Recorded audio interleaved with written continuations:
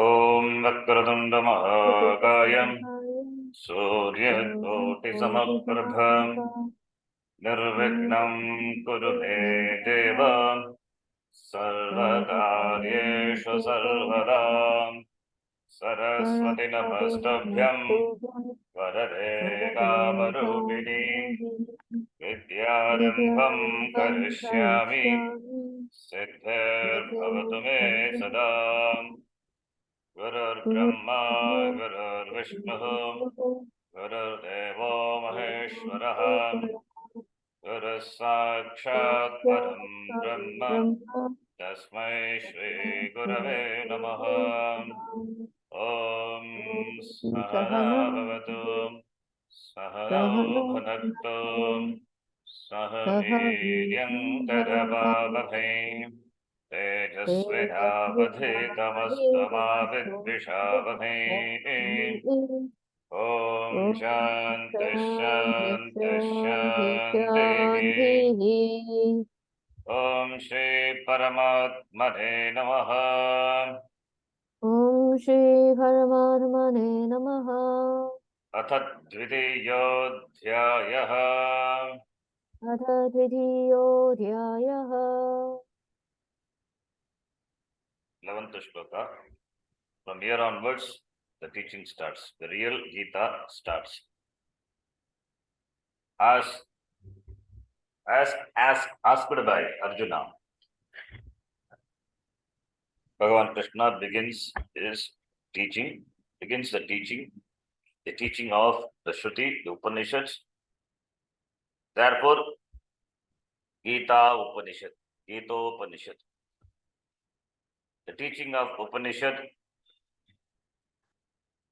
is Tat Tvam Asi, Mahavakya, which is unfolded in the Upanishad. The truth which is unfolded by the Mahavakya in the Shruti, in the Upanishad, is what unfolded in the Gita also. Therefore, Gita also enjoys the status of being a Shruti. The first 6 chapter of the Gita elaborates on the Tvam Padam. The next 6 chapter, Tat Padam. The last 6 chapter, Asi Padam. So, Tvam, Tat Tvam Asi, Tvam Tat Asi. Same. So, Aikyam, Jiva, Brahma, Aikyam. That is the topic. That is subject matter of the Shastra. I am not limited. Aham aparichinnaha, nityaha, satyaha, sada vimuktaha. Therefore, I can never be subject to sorrow. I can never be unhappy. I am aham ananda swarupaha. Swarupa of me is ananda. Therefore, sorrow means from where this sorrow has come. Is sorrow real? Then we have to do the analysis. That is vichara. We do inquiry into the nature of this samsara and see it is not really there. What is there is the samsara is superimposed. It is adhyastam on me who is asamsari. My swarupa is asamsaraha. On the asamsari atma, the samsaritvam is superimposed. Therefore, by jnanam, by knowledge, give up the samsara and be free as you are, and that is your nature. That is the teaching, and that is going to be unfolded. And here, Arjuna had discovered the fundamental problem, that is the sorrow, and as a solution, he asked for the teaching from Bhagavan, asking for shreyas, surrendering himself to his guru, saying aham tava shishyaha. Therefore, teaching begins from this shloka, 11th shloka. Let us chant. Shri Bhagavanuvacha. Shri Bhagavanuvacha. Ashocyanandvashocastvam अशोच्यार्णं वशोच्यास्त्वम् प्रज्ञावादांश्च भाषसे प्रज्ञावादंश्च भाष्यसे गतासु न गतासूंश्च कथासु न कथासुंश्च अनुशोचन्ति पण्डिताः नानुशोचन्ति पण्डिताः श्रीभगवान् उवाच श्रीभगवान् श्रीकृष्णः श्रीगुरुः अर्जुनस्य गुरुः उवाच. So that the teaching starts is Bhagavan says Ashocyan starts. Ashocyan, not worthy to be grieved for, not worthy to be sad for.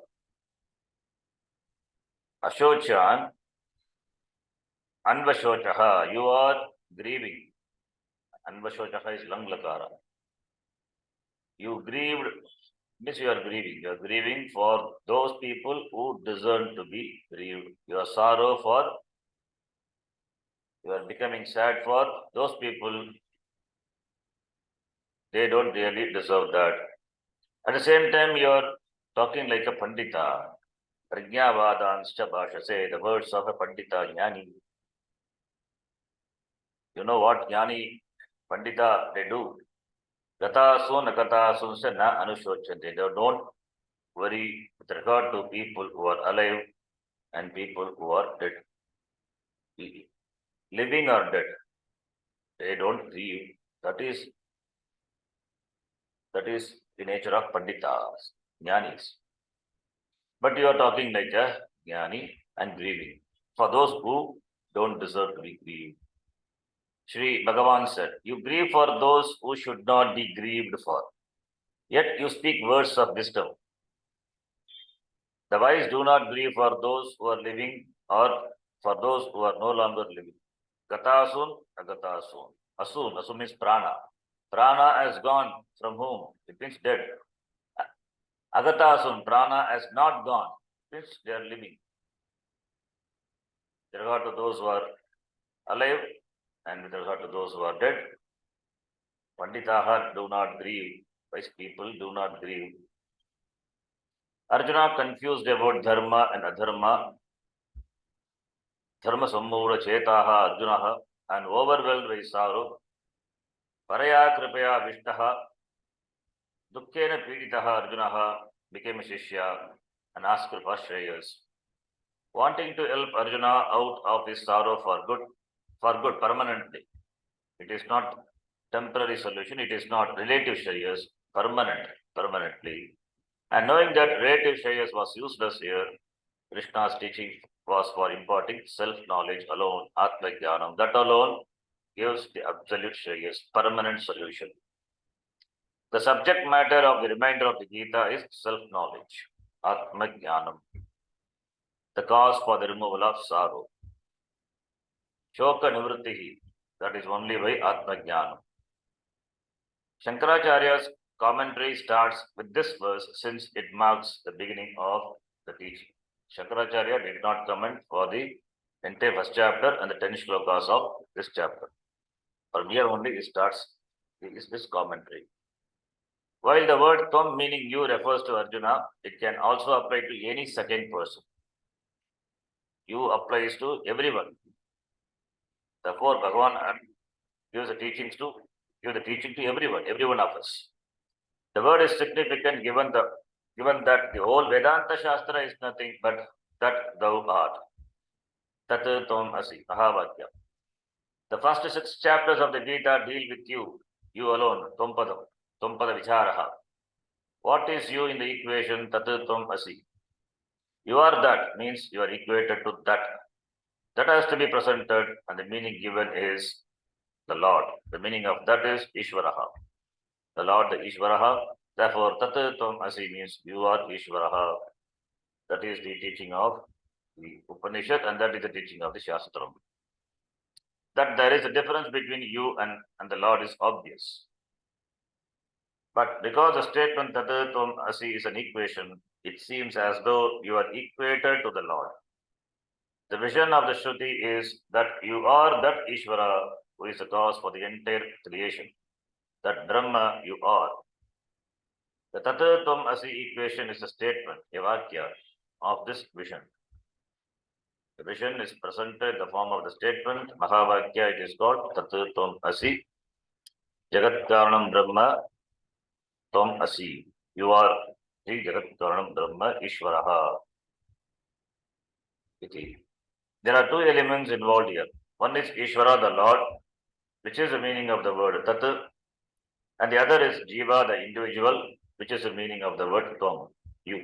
Tvam Yuvam Yuyam Tvam, Prathama Vakti Ekavachanma Vishma Shabda, Tat referring to that which is Paroksha, remote, which is far we say Paroksha, Tat pointing the finger, Tat. That is referring to this Jagat Karta, Brahma Ishvaraha, Tat, that Lord, that is Sahatavate, here Tat is Napumsakalinga, Tat referring to Sarvanama. Sarvasya Nama Sarvanama, therefore Ishvaraha, Tat and Jiva, they are equated. Unless the meaning of you is properly understood, the equation cannot be understood because there is a contradiction. How can I be the Lord?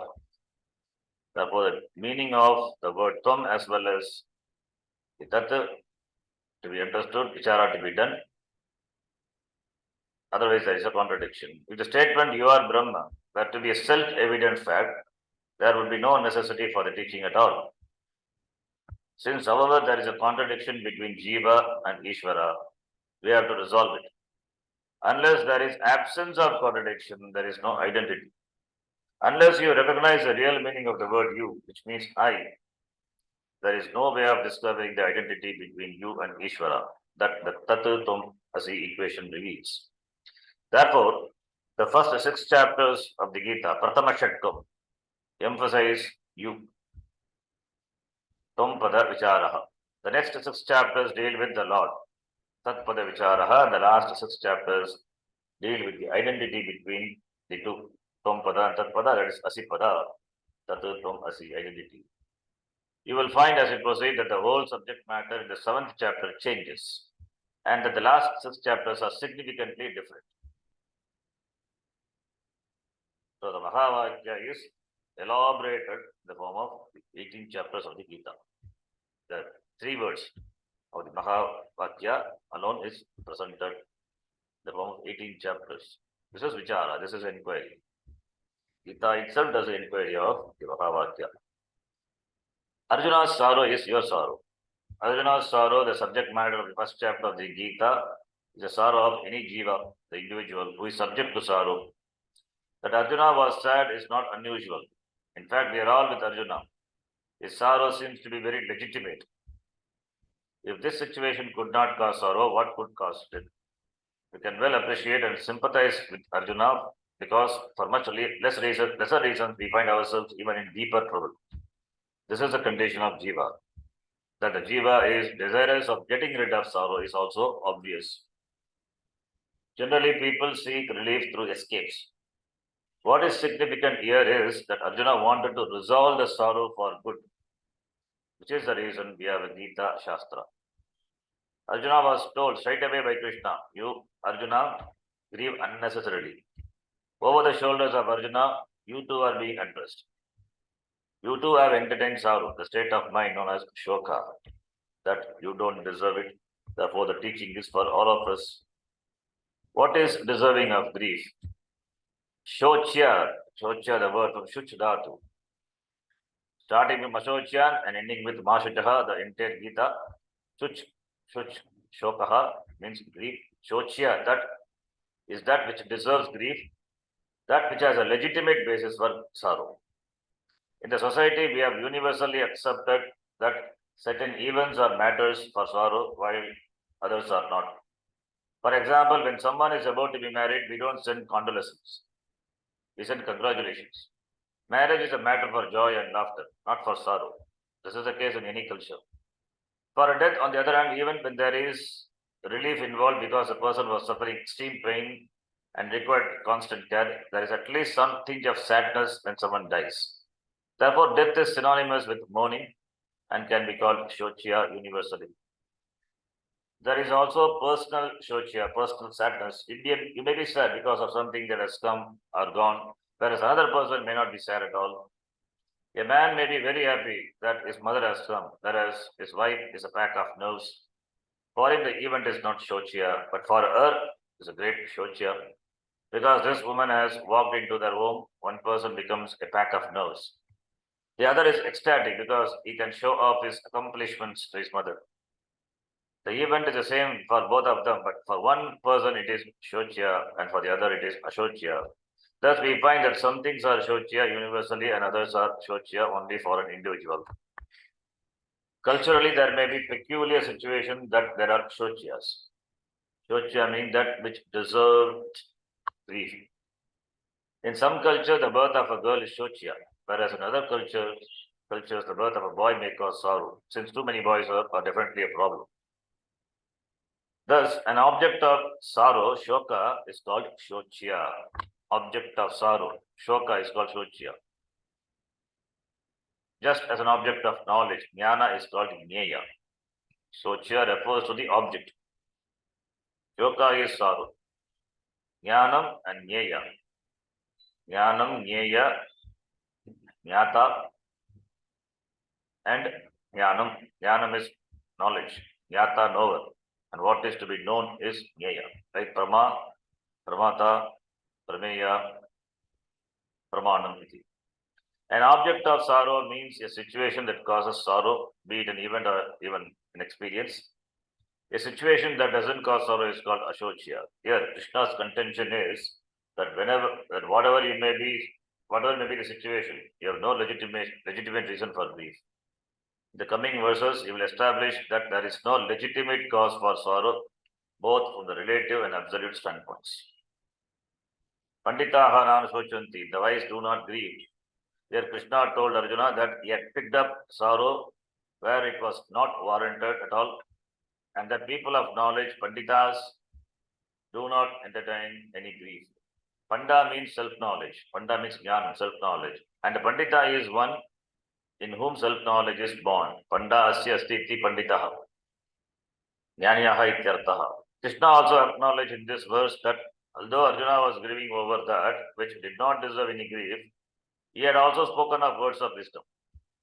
Bhagavan remembered all of Arjuna's words in the first chapter when he spoke so eloquently about who would go to Naraka and why a dharma would be in trouble, etc. While acknowledging the wisdom of Arjuna's words, Krishna told him that people of wisdom do not grieve. Prajnavadam shabhashase. At the same time, you are grieving. Panditaha do not grieve. Therefore, contradiction. Therefore, Arjuna was not a wise person. Arjuna was not a wise person, and that was his whole problem. Krishna knew that all he had to do was to make Arjuna a Pandita so that he would not see a problem where there was not one, as he was presently doing. The sorrow itself was unwarranted, which was why he was aggrieved. With reference to what do the wise not grieve, Lord Yama, death can interfere at any time. There are many breaths, and any one of them could be the last. One breath alone doesn't last for 80 years. Between every inhalation and every exhalation, there is a gap. Therefore, how do you know which breath will be the last? Only when the next breath comes do we know that the last breath was not the last. This verse makes a distinction between one who has breathed his or her last and one who has not. Gatasun, agatasun. Asur, pranaha. Men of wisdom do not entertain any grief, either for the dead or for not yet dead. Why was death referred to here? Because all of Arjuna's arguments revolved only around death. He was always talking about the imminent death of his teachers and members of his family. Destruction was involved because there was a battle ensuing. This was one reason. In addition, death is the only event that universally evokes sorrow. We would never send condolences to the bereaved unless we knew they were sad. On the other hand, if the survivors were sometimes happy, we would not automatically send condolences. We would have first found out whether they were sad or not, and if not, if they were happy, we would have to send messages of congratulation. Without even a thought, however, we all send condolences because death is an event that universally evokes sorrow. To use an analogy for why death was used here, a boxer who wants to become the heavyweight champion of the world has only to fight one person, the present champion. This is called Pratama Malla Nyaya. Wanting to be the champion, need not fight with all the people of the world. Current champion, whoever it may be, fight with him and win, then you become the world champion. So, death is the one which causes ultimate sorrow. Therefore, that is taken. Even for death, death also doesn't deserve to be grieved for. Anybody's death. Then where is sorrow? Where is a place for sorrow in the world? That is the idea. So, therefore, to use an analogy, why death was used here, a boxer who wants to become the heavyweight champion of the world has only to fight one person, the present champion. All he has to do is knock him out and he will become the world champion. Similarly, if death is one event which invariably evokes sorrow in all, with reference to which device do not grieve, certainly the loss of heir or the loss of relationship or marriage will not be the cause for sorrow. When death itself doesn't cause sorrow, then what would cause sorrow for this person? Nothing. Finally, death is a particular appropriate event to use in a discussion about sorrow and its removal when what is to be discussed is Atma, which is not subject to death. Krishna told Arjuna that anything he might look upon as a source of sorrow was not. Nor would any wise man look upon anything as a source of sorrow because there is no source of sorrow. Source of sorrow.